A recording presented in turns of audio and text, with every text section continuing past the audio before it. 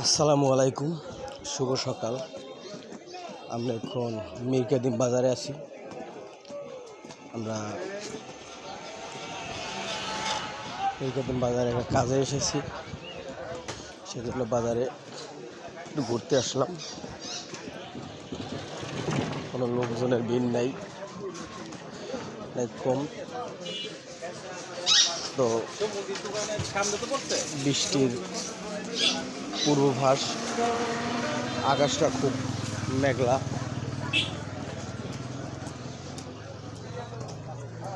সবাই ভালো থাকবেন, সুস্থ থাকবেন।